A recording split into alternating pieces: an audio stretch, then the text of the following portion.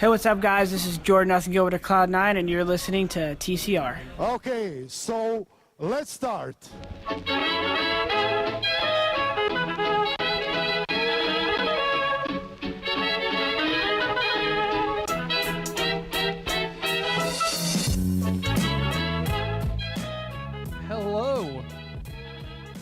Hello and welcome. Welcome back to another edition of The Center Ring, aka TCR, aka your favorite esports podcast.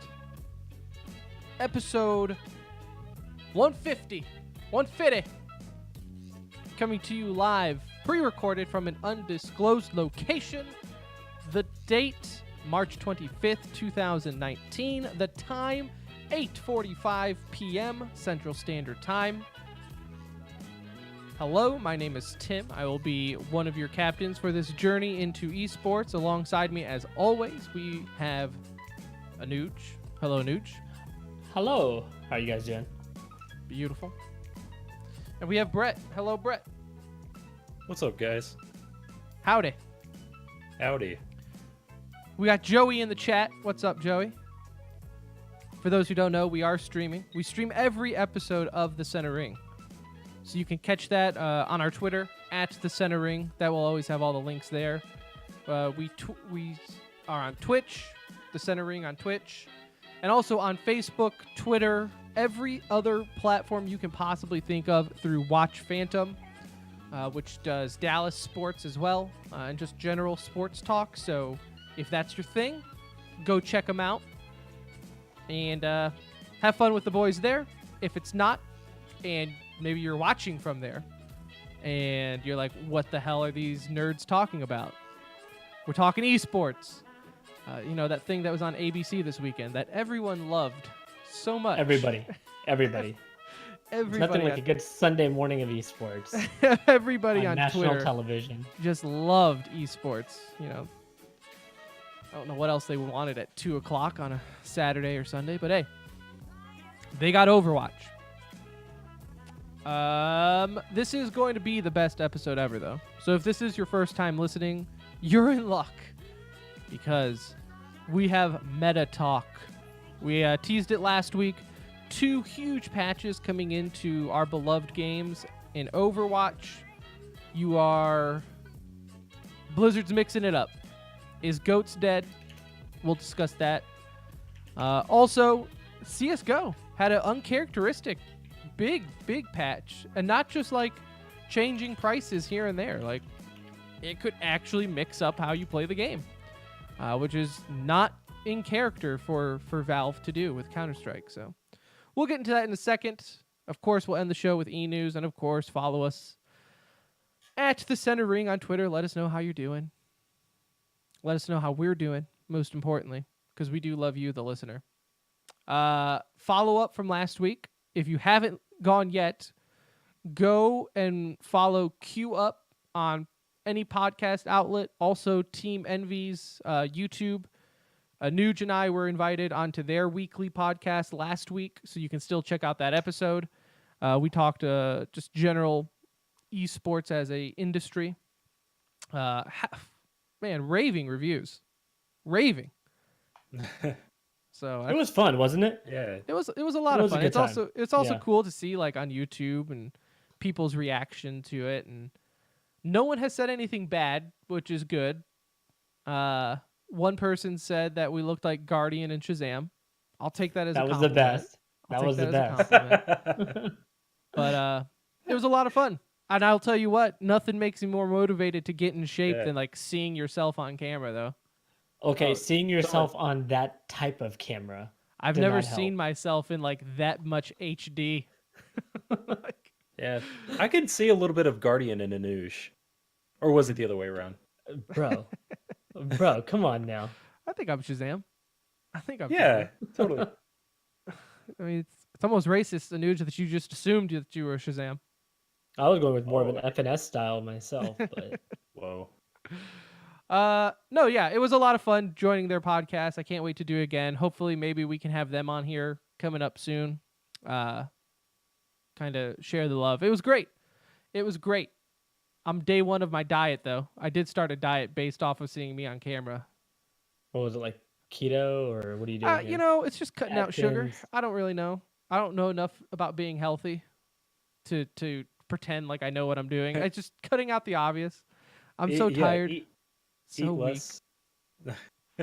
Yeah, Portion less, control, blah blah less blah blah junk blah. food. You know how it goes. We'll see. Yeah. We'll see. Look, all I'm saying is maybe next time we're on there, people are like, "Damn, looks like Freakazoid's on." Yeah. Like, damn. Freakazoid and his friend Guardian. And his friend there. No, it was a good time. So go check that out. Queue up. If you're looking like on iTunes or Spotify, or go to Team Envy on YouTube, and they'll have it there as well. So that's always fun. But let's get into today's episode because we have a lot to discuss and not a lot of time to do so. Anuj, I want to start with Counter-Strike, and I want you to kind of lead the way. Now, this weekend, we did have the first official tournament with the update. I know WESG kind of stole that thunder as the patch happened in the semifinals and they couldn't roll back, so they had to finish the tournament with it. But that doesn't really count. we had Blast Pro Series in Sao Paulo this last weekend, and this was the first tournament with the new patch. Astralis ended up beating Liquid 2-1 in the finals. MIBR went 0-6, which is just amazing to do in your home country. 0-5. I wrote that wrong. 0-5. 0-5. Yep. In their own country. That sucks. And FaZe went 1-4. It's rough. I mean, for MIBR especially, I mean, imagine you're getting a chance to play at home. You're bringing the all lineup back. The hype is, through the roof for, I think, expectations. People want to see them come back. I mean, is what I'm getting from this. As much as they were hated when they were at their peak, people are looking for a comeback story with them. And, it isn't clicking. They looked really bad. I mean, the only thing you could say is, hey, it's at least early with the return of this lineup because they were playing against this was a stacked lineup here, right? I mean, in terms of who was at this event from Astralis, Liquid, and who was on fire at the time, FaZe and Nip, and so they just didn't look good. I mean, it was as simple as that. They didn't look in sync. They weren't really close in several of the games, and towards the end, it was really pretty obvious that it was just, it wasn't going to happen, that they didn't have a chance going into the last match to even, have a chance to play in the finals or move on, or um, just a disappointing performance. And I feel the same about FaZe. I mean, again, another team that we keep thinking is going to turn the corner and rebound, and eventually things are going to get better, and it's not. And at this point, it's like I don't know. I don't know what they turn to because it's not like they're not beating Astralis. They're not beating anyone right now, right? Historically, I don't have the numbers in front of me, so this is just kind of throwing this out there off of memory. Historically, though, MIBR, this is talking SK, whatever, Luminosity, however, whatever, this team, I don't think has performed very well in Brazil.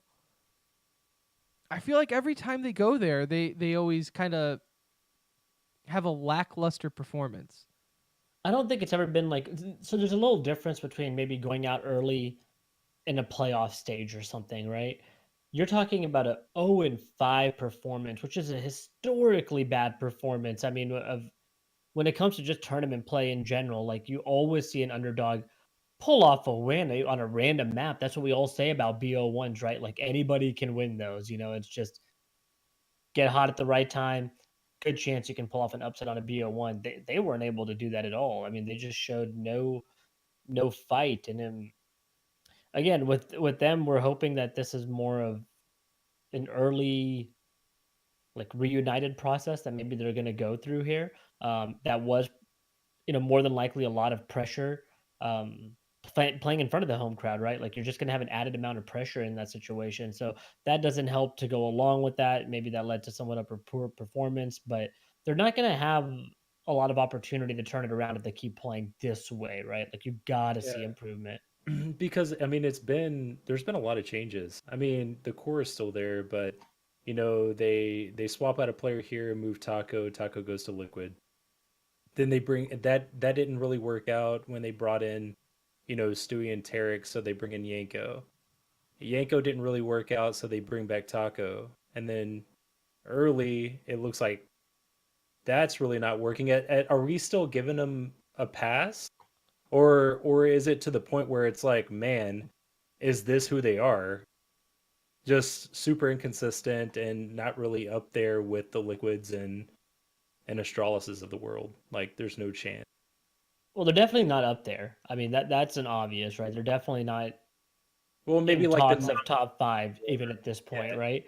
Okay. But for them, I think this is more every time you make a change, it kind of resets the clock a little bit, right?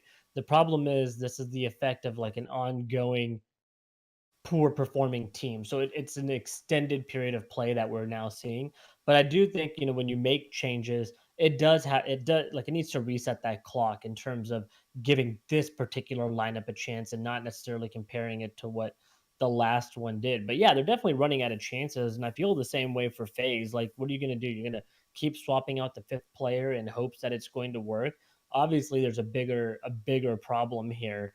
Um, where you look at teams like like NIP game to advance, but with this setup, that would be the most disappointing thing. I think the tournament as Right. a whole was incredible, but that situation sucked for ENCE. It sucks when it comes into situations like this, but I don't necessarily hate the no overtime format that Blast Pro does. Mainly because it helps keep everything on schedule. It helps keep the schedule a little bit more honest, which just is impossible to do in esports, but this helps at least keep it a little bit better. But I also think it also adds more drama to the blowouts that happen early on or close games that happen, right? A 16-14, loss, you can still kind of hang your hat on it and saying, okay, like we took rounds, which is the important part, right? It just adds a little bit more storyline, almost like the home and away goal that they do in soccer, right? It's kind of like, look, you could still lose, but you scored 4 goals while you were away, so it's huge. It is a valuable storyline because I mean we were talking about it last week with the Dallas Fuel missing a playoff spot because of round differential. Right. So Yeah. I mean, And imagine if they didn't do that and they went to some overtime whatever, right? They do still yeah, play in matches, but it just I don't hate the having round differentials or things like that decide for ties, I guess. But I'm also in the minority where I don't care about ties. Maybe it's just coming from liking soccer, right?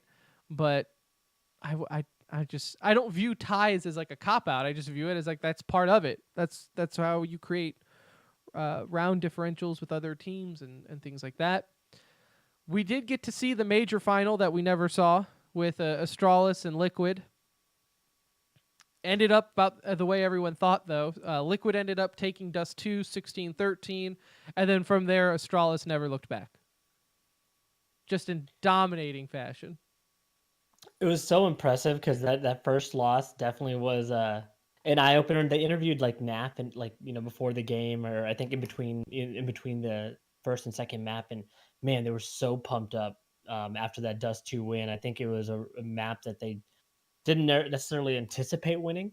Um, it's a tough map for them. It's not like their best choice, and they let Inferno through rather than playing them on Nuke, which was really surprising because obviously Astralis is dominant on both maps.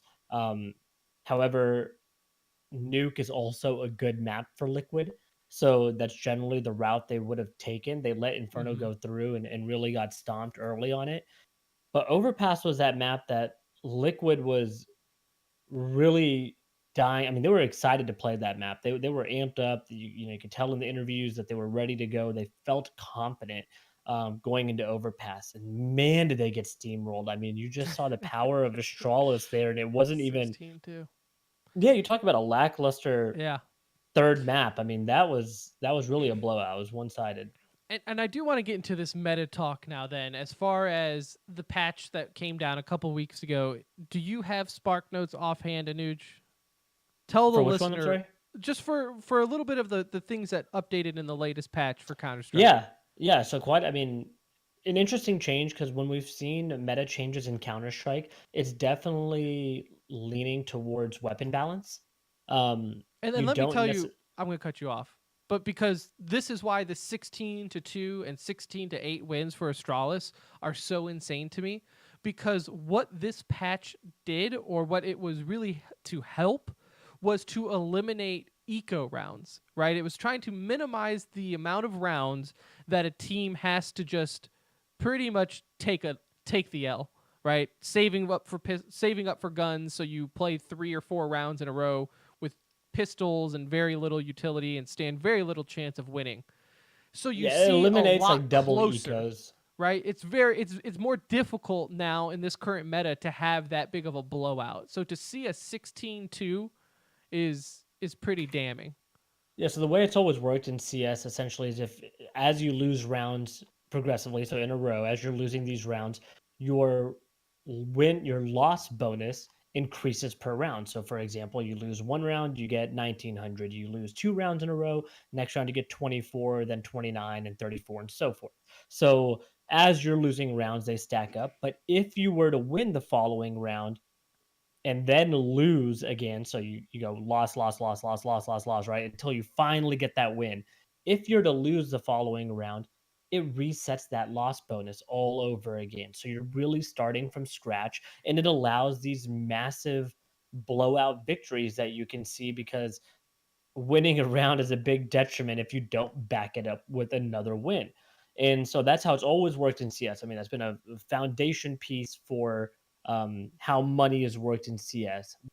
This is the first time that I can recall that they've changed this. So what they've done is they've essentially made it a point system for losses. So as you lose, you're accumulating points, right? 1, 2, 3, 4, 5. Each one of them has a value in terms of money that you get for the following round associated with it. So if you lose 1 round in a row, you get this much in the same type of setup. If you win a round, it subtracts off of the point system. So to use again an example, if you lose 4 rounds in a row, that's 3,400. You win a round, you go down to the 3 round loss bonus rather than resetting at that point. And then So so it if you gives lose, teams, then you get the 3-round bonus. yeah, if you lose Okay. that following round, then Yeah. you get that I'm 3 round following. bonus. I'm So it's following you. I'm it's following you. it's I love it. basically allowing teams to not go bankrupt in those situations. It's more of a T-sided advantage in terms of, which makes it a disadvantage obviously for CTs. I get that it's not like a one-sided argument, but it helps the T economy more than it helps the CT economy. Thus allowing more exciting games. You don't have those ecos as often. You're still going to have them, or definitely should not have a double eco. You'll just see teams playing more aggressive, trying to buy more weapons, or better weapons, I guess you could say, and eliminating the eco side. Now, it's mixed reviews in terms of how people feel. I personally think it is a good change. That's just a personal preference in the situation, but I think it's better to see teams really. I want to see teams match up with the best of what they can get. I don't want to Mhm. see a game where every 3 rounds they're all at a full buy and then it's a constant reset and the team is like saving, saving, Right. saving. I Well, don't I and don't like two, to it's see like that. what I don't like is in Counter Strike, if you lose the initial round, right? Like so round 1 or the first round of the second half, if you lose that, you're pretty much accepting the fact that you're going to have at least 3, maybe even 4 losses, right? It's just very Well, difficult. 3 losses was more the norm, and then they updated it to where you started with a 1 round loss bonus. So 2 rounds became the norm. So they were already eliminating that pistol economy, like spread Right. that we saw of a guaranteed almost three But I'm rounds just talking most of the traditionally time. in Counter Strike, that's how it's been, right? If you lose those Yeah, pistol rounds, you're basically forfeiting a three total of, total rounds yeah, now to now almost right. zero. But again, though, that's per half, right? So you're really looking Yeah, at like 4 or 5 rounds a game, yeah. which is huge. I mean, that's huge when you start looking at some of the how some of these matches go. So I think to now have it to where it's almost plays a little bit more like it it doesn't, but hear me out. It kind of is going to play a little bit more like how they do overtime now, where you just start with 16,000, right? You're going to have teams being able to just buy more often. So you're not going to see. I mean, think of all the times where it's like you saw a comeback happening, but then a team would get stuck in, eco hell, and they just kept screwing their own win or loss bonus going on. And, I can't tell you how many times. Like, think of all the old matches that you would have seen differ, right? Like all the old times where it's like Liquid, where they had a huge lead. One team would try coming back, so then you're rocking that loss bonus. You win one. It's almost like teams purposely did it to break your economy.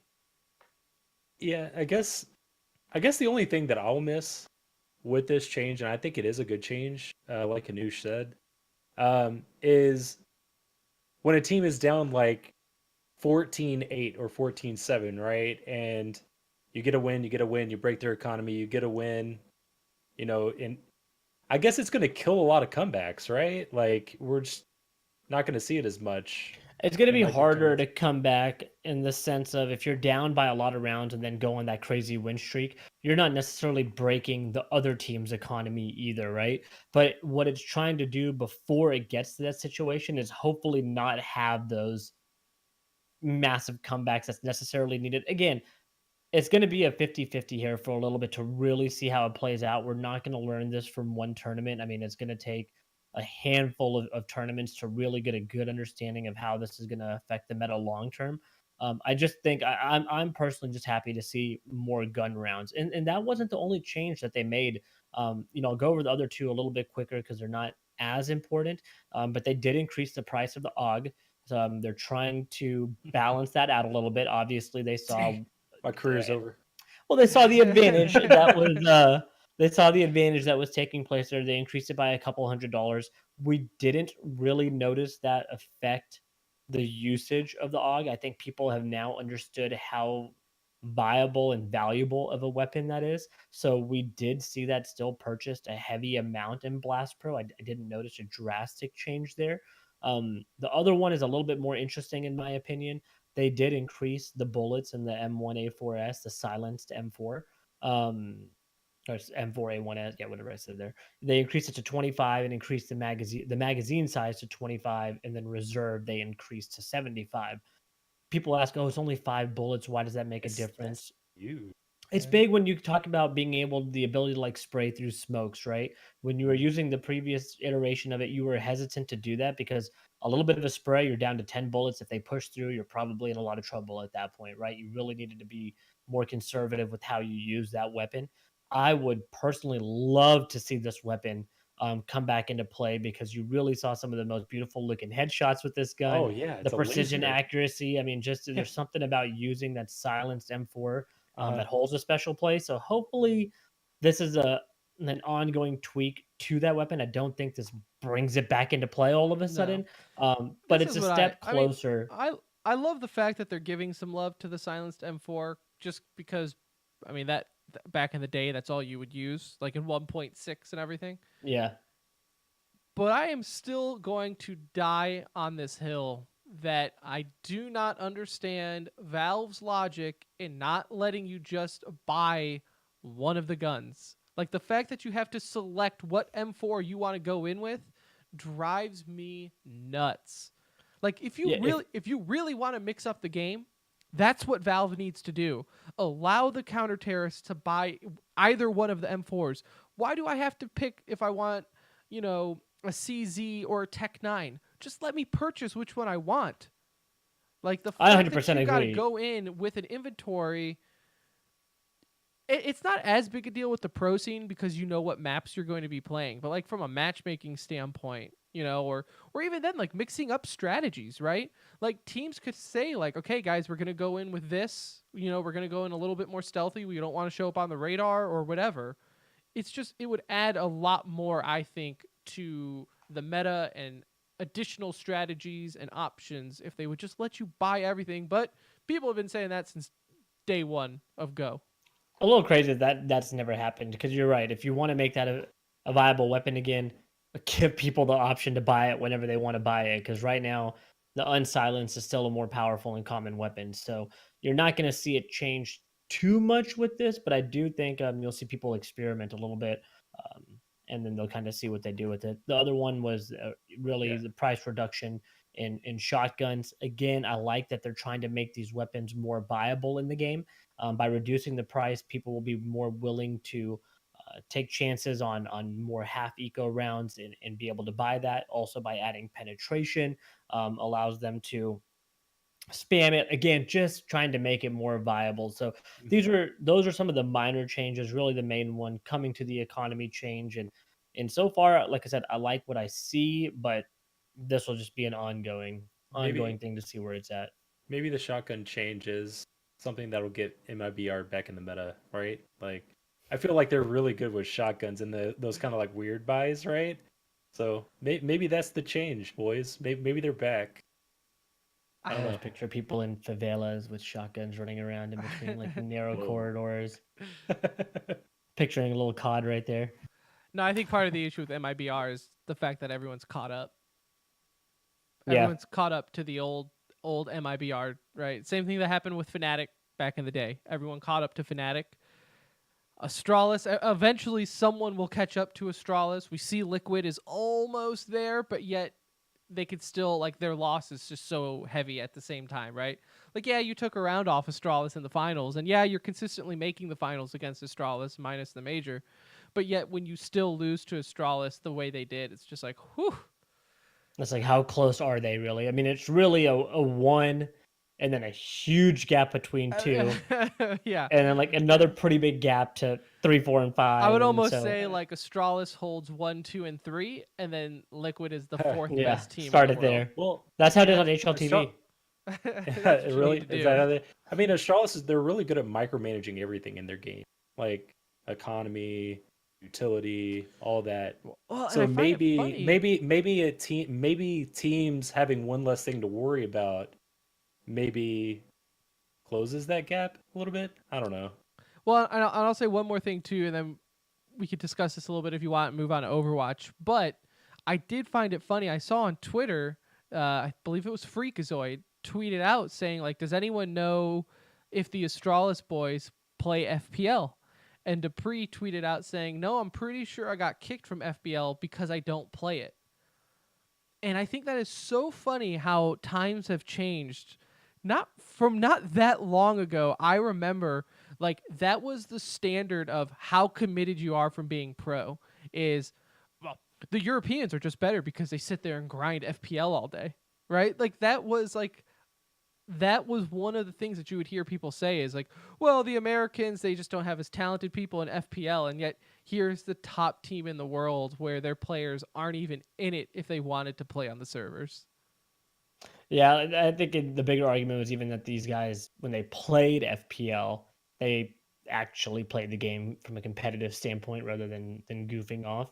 That's kind of been the knock on NA. But yeah, I mean, I think Device and Zip are really the only ones that play FPL on that roster, just looking at their hours logged or their time played. The Yeah, rest of them don't. You're right. I mean, it's like a bunch of it off is. hours It's scrimming and just focusing on tape and going over the little things. something funny that CSGO devs tweeted out. And it was somebody had mentioned like, hey, how do you stop Astralis? And they said, try this. And it was for any of you that know console codes, essentially they wrote allow underscore Astralis underscore utility space 0. And Uh, so it was kind of just a funny knock on, even that's they admittedly know how good these guys are, and it's crazy. It's good stuff, man. Well, I'm pretty excited to see what happens with CS:GO in the next coming. I mean, who knows how long this current meta will stick? Because, like we said, it's really out of characteristic for Valve to do a patch like this to really, really like almost kind of look at wow, people like they almost listen to, dare I say, feedback. But this is Valve, and they don't listen to feedback, so I don't We know did where get they 17 new weapon cases. right. So who knows? Who knows how long this meta will stick? But I'm kind of excited to see um, how the pros treat the meta.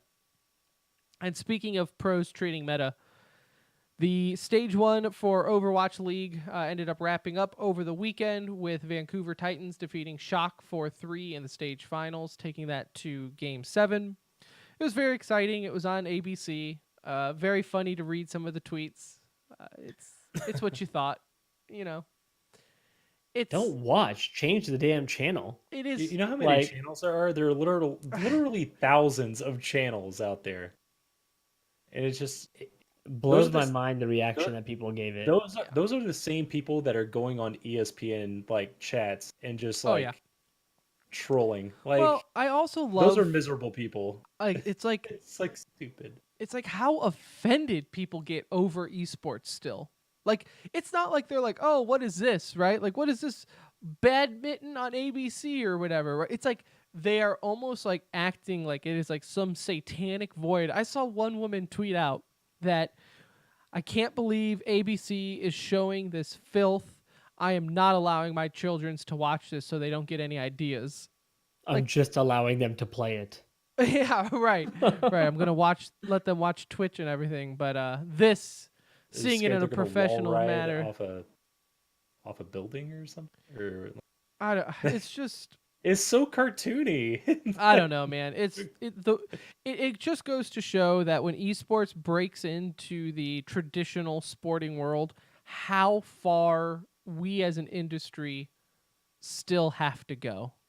You know, and I want to start using the word industry. I know the hot topic word is always scene, right? Oh, look at the esports scene or whatever. But I truly do feel like at this point in the game, esports is an industry, and it just goes to show how long. Like, yeah, for us it's huge, and for us it's super popular, but you still see it on. And I know it's the majority few, you know, it's that are the most vocal.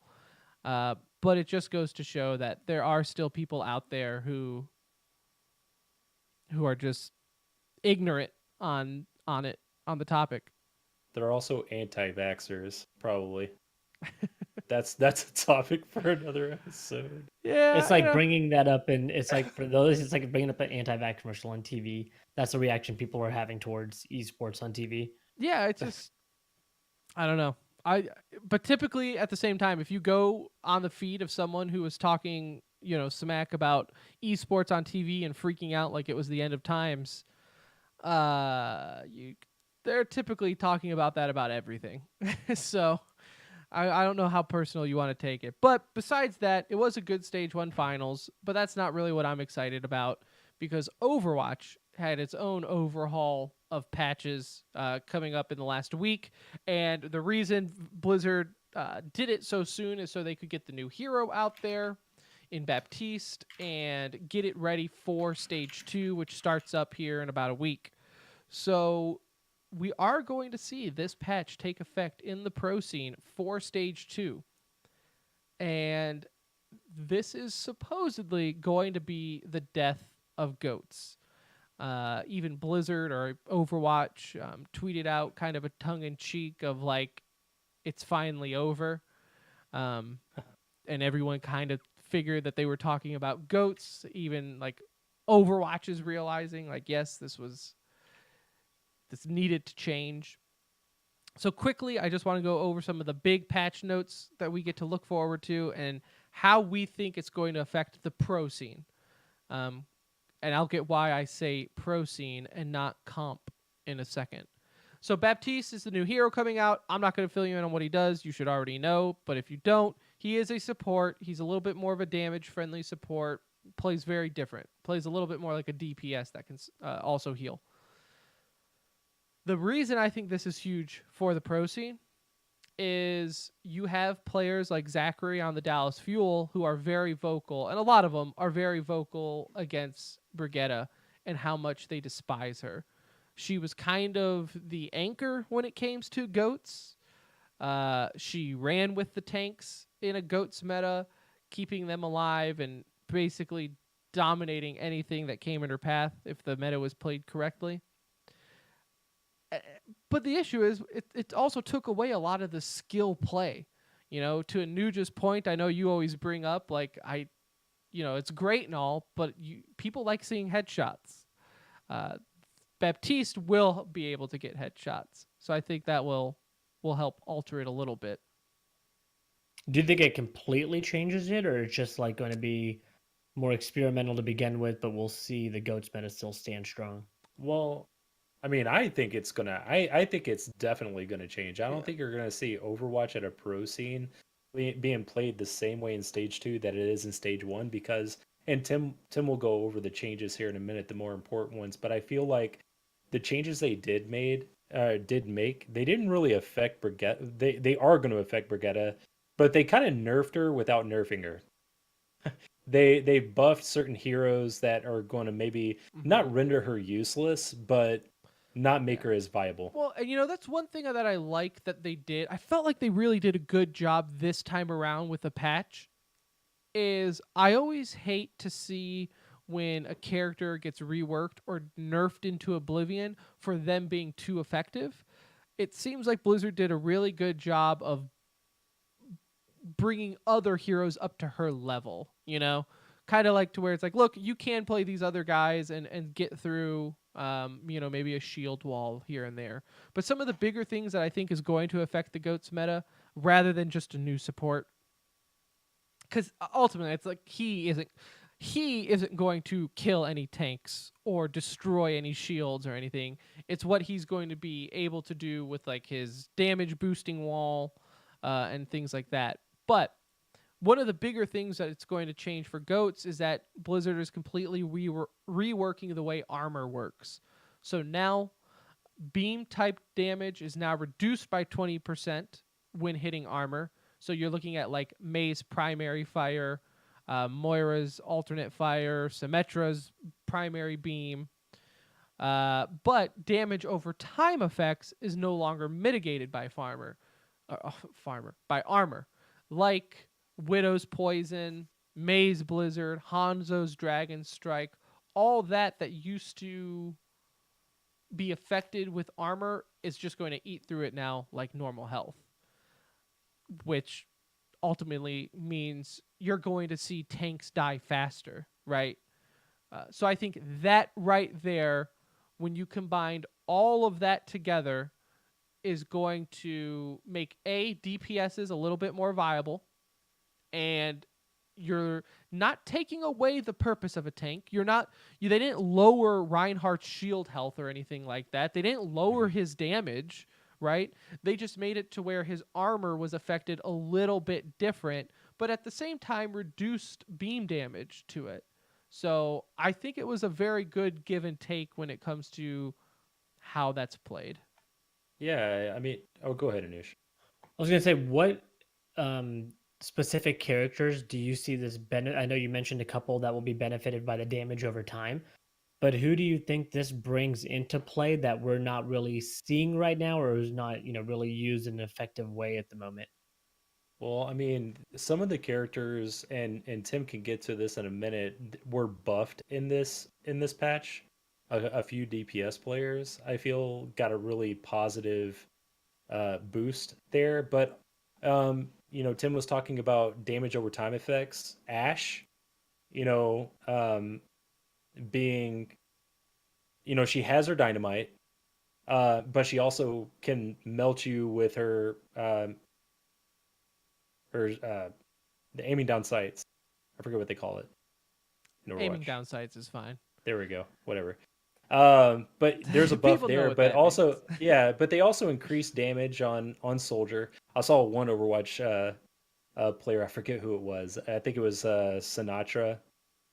He was saying 76 back question mark. Hmm. Like Well, they also maybe. increase soldiers' damage. They increase his damage from 19 to 20, which doesn't seem like much, but when you think of how many bullets are in the clip, it does. It adds up. You have um, Farah's explosive damage, so her splash damage increased, which is going to help that.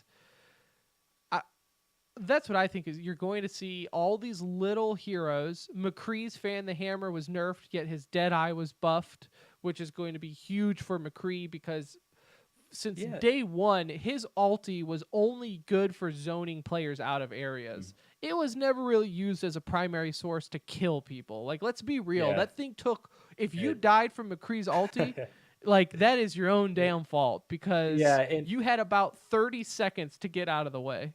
it needed a change, and especially in today's Overwatch, where I feel like a lot of team fights are kind of won by ultimates. He could be useful. Hmm. And in the current state of Overwatch, I mean, but his fan the hammer needed it. It was comical. I Yeah, mean, I you mean, could it watch just Taimu destroyed. use it, and all he did was fan the hammer in matches, and it's just like, oh my god, Yeah, that's all you this is needed. not what you want your hit scan character to be. Junkrat, But his impact damage increased from 40 to 50. Again, doesn't seem like a lot, but when you think of him just raining down his grenades on, a shield, like that's uh-huh. going to melt. He was already a go-to shield melter who's been kind of out of the pro meta for all of stage 1. So you're He probably hasn't really going to see been there him since picked up. stage 2 of last year, Yeah. last season. So you're going to see him picked up a little bit.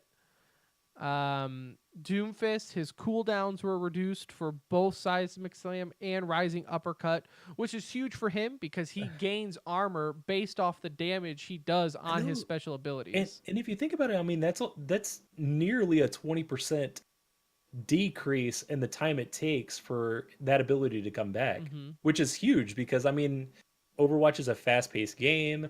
You there are a lot of scenarios where I was like, 1 second away from a Lucio E to heal up my team, and that fight could have lasted longer. So Yeah. to reduce it that much is huge. Yep. So yeah, I mean, I feel like there's a theme. Like they want more, and the players, fans, watchers like Anuj, they want to see DPS players. And I feel like that's what they're trying to do with this patch. Zenyatta orbs have increased damage. They increased his direct damage. They've minimized the splash damage for Zarya's right click, her orbs that she fires, so that's nerfing a tank a little bit. Mhm. I hope I- to see Moira more in play with her increased healing. Like, I mean, I don't know if that sure seems like they increased it quite a bit. I mean, it was almost a 25% increase from where she was Mhm. at. And so it's Yeah, a character I enjoy playing personally, so I kind of hope to Uh, see her a little bit more active. her her ulti got a little bit of a nerf because technically that's beam damage. But yeah, you're probably maybe even gonna see her as a pick over. They keep doing this to my boy. He's part of the meta. He's not part of the meta. Now he's like picked all the time in Lucio. Like maybe she's gonna be a pick over him now that he's I will nerfed. correct you on one thing though too though. So her biotic orb though is damage over time. Yeah, but So her that her got a buff, coalescence, but her her coalescence and her coalescence, left click. Yeah. right? Yeah. All I'm saying, I don't really know what dictates damage over time and beam weapons in Blizzard's eyes.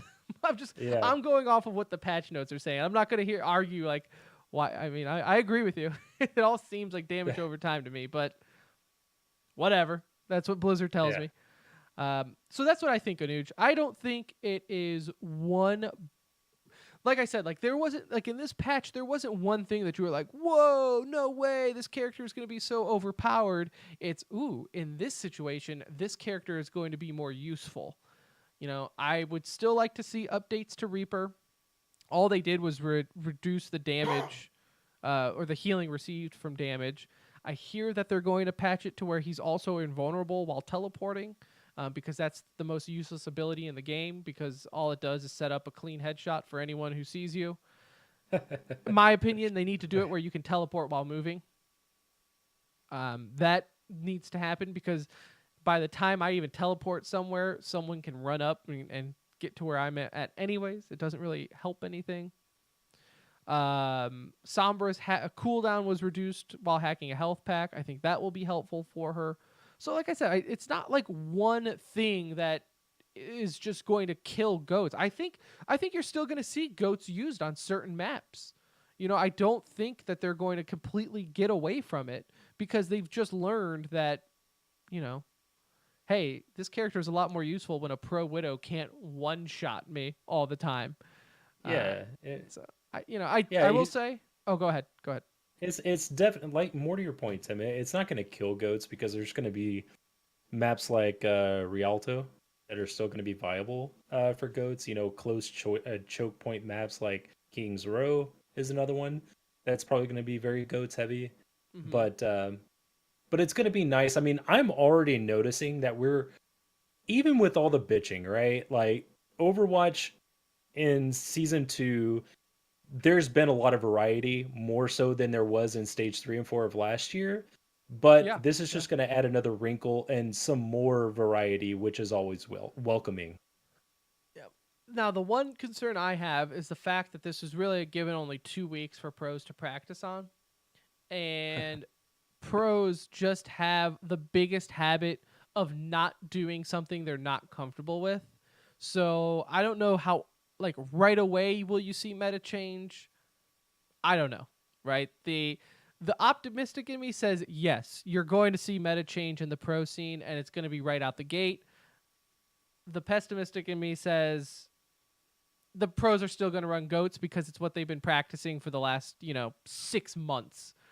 I think So there I we'll think there see. are Brigetta players out there just like, whispering in their coach's ear like, "Hey, let's get on top of this Like, meta do change. not put I me on think we should this. I think we should really consider, not using her, Also, if if you there's one group of people that can just dedicate their time to learning a new meta in 2 weeks, it's professionals. So Yeah. that's kind I of their mean, job, is to figure out metas. they're Um, playing Overwatch like 14 hours a day. They'll yeah. find it. Now They'll it find will it. be cool though to see what teams pick up what.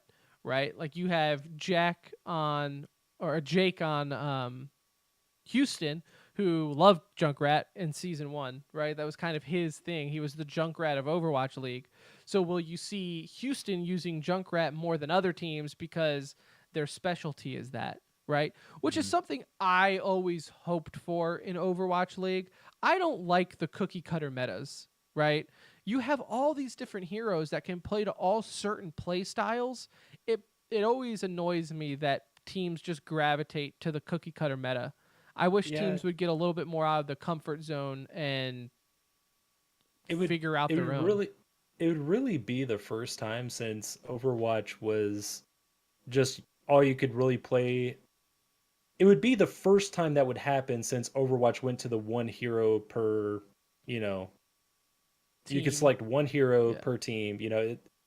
We haven't really seen that since Overwatch League. It's always been a cookie cutter. Yeah. You Oh yeah. run dive, I'm gonna run dive. You run goats, I'm gonna run goats. It's always been like that. But that would be that would be great if, like in other sports, you're playing to your strengths, the other team's playing to their You have a strengths, run and game, they have a passing game, and yeah, we'll there see you go. who wins who.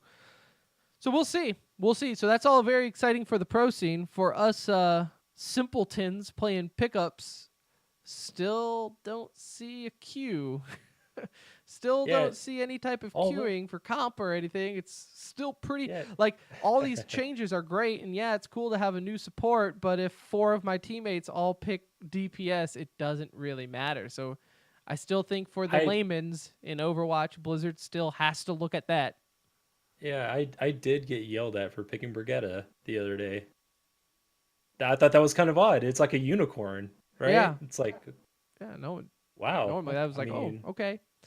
oh, I mean, sure, okay. So I don't know.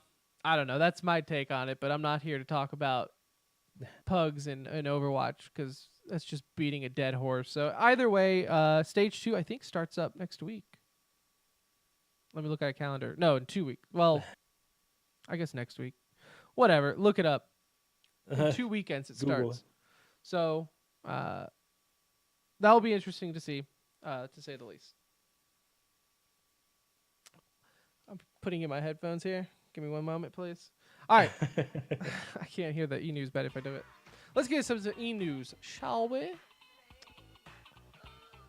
What's going on here? With CSGO, nothing parts ways with Complexity. This was a move that we all knew was going to eventually happen. He was on loan with them, just kind of doing the one more victory lap around the CSGO scene. I don't know if we will ever see him again as far as a permanent roster. I think he'll maybe always just play this fill-in role, but maybe this gave him the itch. I don't know. Maybe it just like maybe he just wants to go the way of Shroud, right? And just all right, it's time to start thinking about the next stage of my life, building a community and just get it rain. Well, and they also picked up Sick, who has been a great young player. Like he was really good on TSM.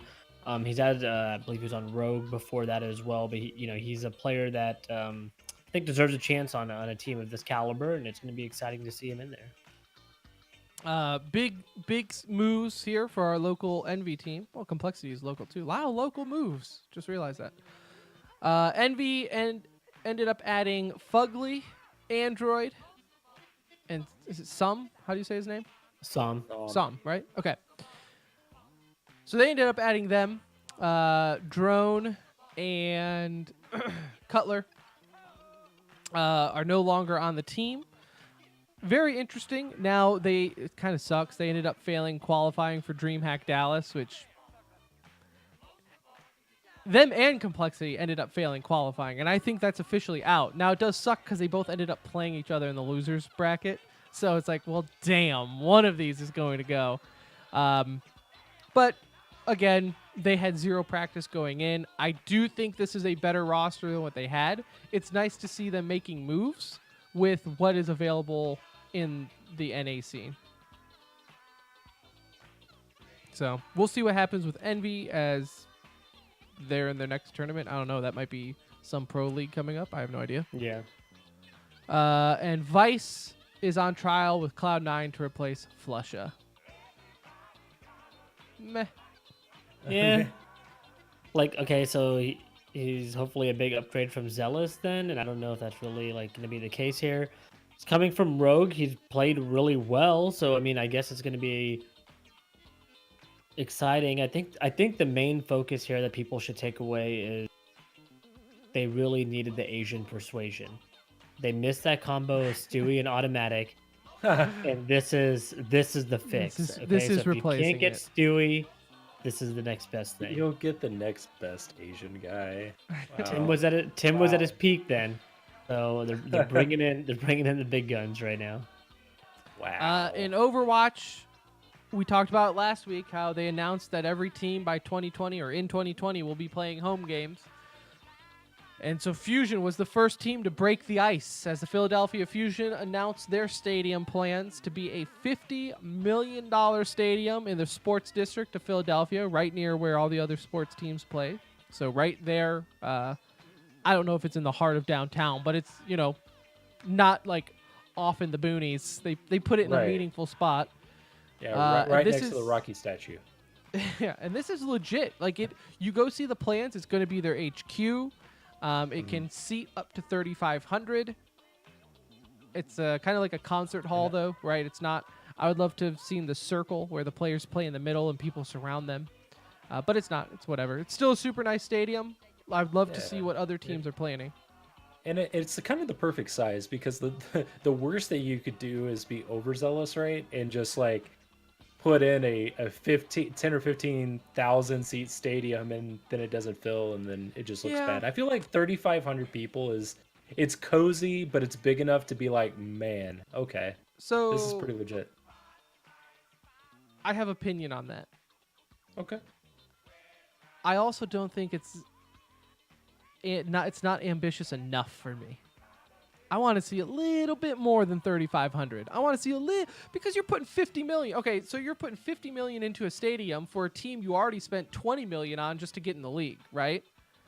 I would like to see a little bit more future proofing going into these stadiums than 3,500.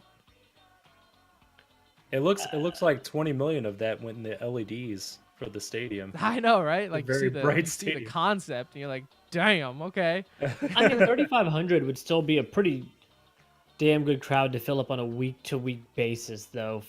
Yeah. I mean, if you're thinking long-term, like, I don't think with these types of just games in general, forget Overwatch or anything, that you started to think, okay, is this like a 10-year game?